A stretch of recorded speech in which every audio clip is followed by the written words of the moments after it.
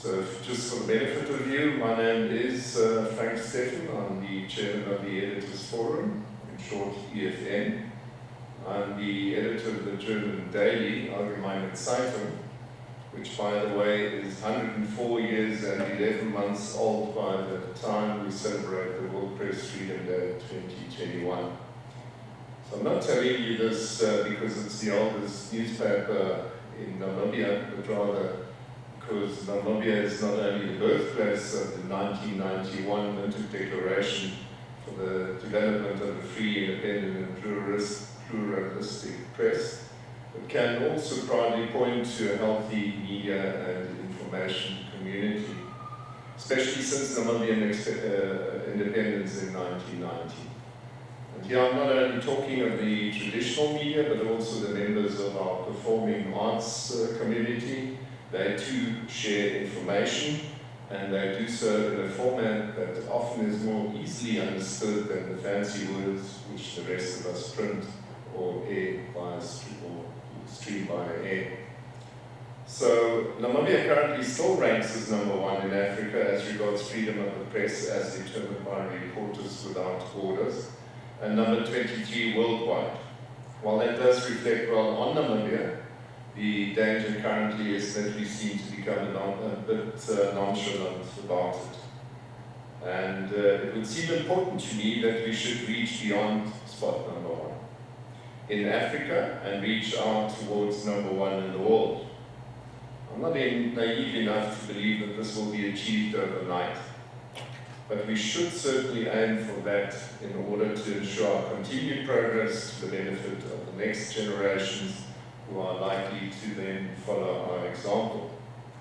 And you better believe that freedom of the press or media, as it were, is not a simple good that journalists can walk around and show off with.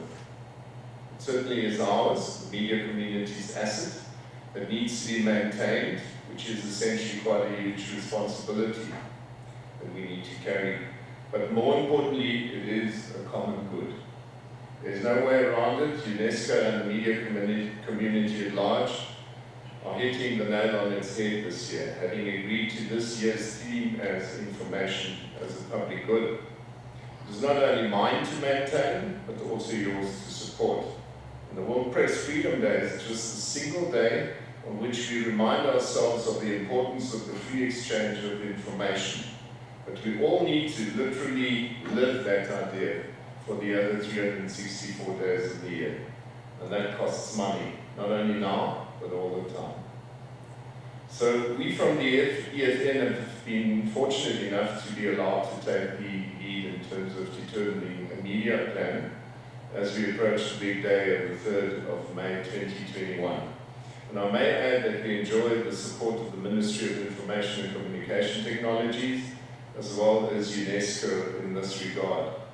I would like to thank them for it, and at the same time ask that the private sector too supports us. As from March, we will start various initiatives aimed at creating awareness in Namibia, right down to grassroots level. We will design most of our awareness articles, reports and editorials in such manner as to be able to use it for TV and radio, in other words, with focus on audio and visual recordings, while obviously also taking it to the press. All of these initiatives and the sharing of information will include all of the media outlets' internet platforms. This is, after all, our day. As part of this initiative, we will bring recorded messages of the World Press Freedom Day champions, that is Gwen Lister and Tolo and Bella, which will be aired at least once a week by all of the media preferably. These will be designed such as to explain what press freedom is and where Namibia lacks. And please note, we are far from perfect, especially with us still not having passed legislation such as the Access to Information Act or Whistleblower Act in Parliament. Access to information is key to everything a free country does, and only once whistleblowers are protected will we be able to avoid corruption in a much more effective manner. We will always share these video clips and interviews as well as information editorials with all the media in Namibia. But more importantly, we will also share with our regional partners such as the South African National Editors Forum, SANEF, and the continental partners such as the African Editors Forum, TAF. We will, through UNESCO, start sharing these information snippets with international partners too. The idea is to work towards the 3rd of May, and as we approach that final day, to raise awareness to a degree where it's not only our international partners celebrate this important World Press Freedom Day, but also our local folk right down to the last communal radio station, or town's local newspaper. That is the reason why the Minister, as well as the local representative of UNESCO, and for that matter, me and my EFN colleagues, will entertain live interviews on a weekly basis going forward as from March. We will allow the various stations, i.e. in the case of television it would be NBC, One Africa, whoever is still there, to exercise their choice as to have a true reflection of differing opinions, thus truly sharing information so as to empower the person on the ground to arrive at an own and an informed opinion. By the way, we're finalizing our media plan right about this time tomorrow morning. This is part of the duties of the Publicity Subcommittee, which is meeting. And yesterday I was fortunate enough to be sent the final logos by UNESCO, so I can set up my people to start designing on the media layouts and hopefully find agreement with all of the other partners that are members of this squad.